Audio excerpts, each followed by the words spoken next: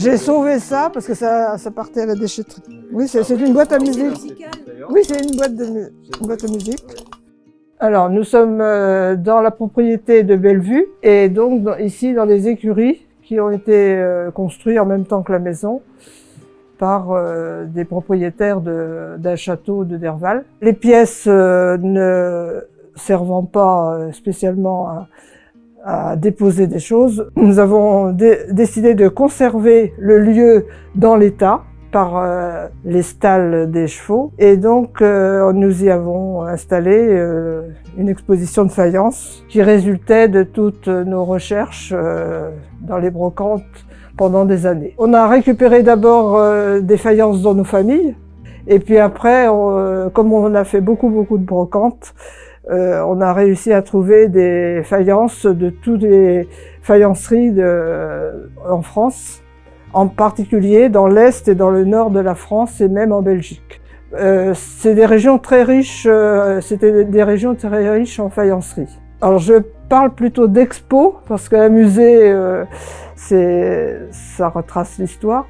On a conservé l'aspect de la pièce avec les boxes de chevaux de façon à pouvoir séparer les origines de faïence par catégorie. Donc c'est toujours de la faïence. Donc on en a de Gien, Saint-Amand-les-Eaux, donc tout par ici, Creil et Montreux, et bien sûr Longwy. Alors on n'a pas, dans l'expo il n'y a pas de faïence de Villeroy et Boch, mais on en a dans la maison. Au début, on a meublé notre maison, donc on a plutôt recherché des vieux meubles, et après, une fois que la maison a été remplie, on s'est plutôt porté sur des objets. Donc, et dans les objets, il y avait les faïences. Chaque faïencerie avait ses propres modèles, et donc voilà, parce que ça prenait moins de place que des meubles, sans doute, je ne sais pas. Alors les modèles représentés comportent des sujets sur les fleurs, les oiseaux, alors certaines sont plus liées à des lieux, donc des paysages, des châteaux, mais là c'est plus des séries spécialisées. Alors là, donc on a Gien. Donc Gien, souvent il y a la vie du soldat par exemple. Alors la vie du soldat, donc c'est un soldat qui essaie de séduire une jeune fille. Je suppose que c'est une jeune fille. Alors conquête en pays ennemi justement, c'est intitulé. Là c'est pareil, je sais pas ce que c'est. Ah oui, ça c'est. Alors des devinettes aussi. Des devinettes, il fallait trouver dans l'assiette un caniche. Alors ça veut dire qu'il faut la tourner. Donc autrefois, ils s'amusaient à regarder d'abord l'assiette avant de mettre quelque chose dedans. Là, je ne sais pas ce que c'est. Ben, pareil, ce sont des soldats qui font une pause. La particularité, c'est des sujets, ils ont fait des services de table ordinaires, hein, des services avec des décorations de fleurs, etc. Et alors donc, après, ils se sont mis à faire des assiettes qu'on appelle avec des vignettes qui représentent des sujets particuliers. Là, c'est les hommes. Là, c'était donc un banquet. Ici, il représente un banquet. Et ça, un peu dans toutes les faïenceries. Beaucoup de faïenceries se sont copiées aussi. On refait parfois les mêmes modèles. C'est beaucoup 19e. Deuxième partie, à partir de 1850, ça s'est développé énormément jusque dans les années 1950 à peu près. Au mariage d'un couple, on offrait toujours un service de table. Donc là, c'est plutôt des oiseaux, donc c'est toujours Gien. Longchamp, là, alors qu'est-ce qu'il y a là? Là, c'est une autre, c'est pareil, c'est Longchamp. Donc Gien, Longchamp, dans les Côtes d'Or. Oui, il y a des gens qui sont surpris d'abord de l'importance de l'exposition. Alors nous avons reçu récemment 2 personnes qui font aussi une collection et donc qui ont été très intéressés par la nôtre. Sur demande, où on annonce parfois des journées patrimoine où les gens viennent voir.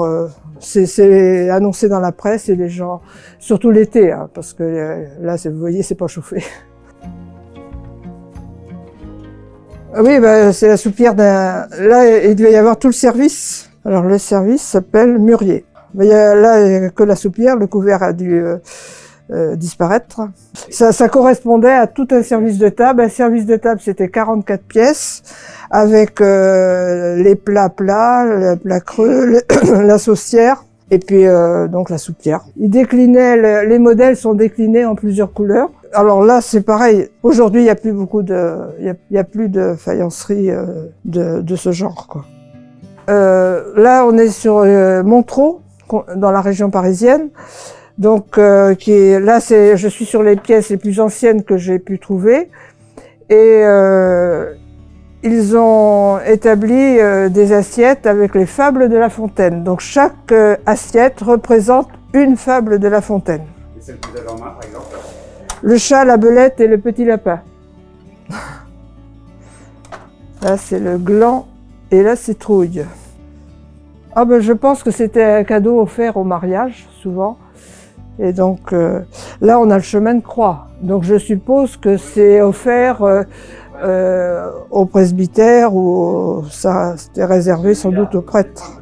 Là c'est le chemin de croix. Là, c'est l'évangile. Donc, toujours le chemin de croix. Jésus est descendu de la croix, vous voyez, avec un modèle. Là, ça correspond aux plus anciens modèles et qui sont beaucoup plus raffinés. D'ailleurs, ici, par exemple, on a une assiette avec, autour de la vignette, il y a un rond, et autour de l'aile. Et plus on va vers le temps, dans le temps, moins vous avez de détails. C'est-à-dire que là, on simplifie de plus en plus.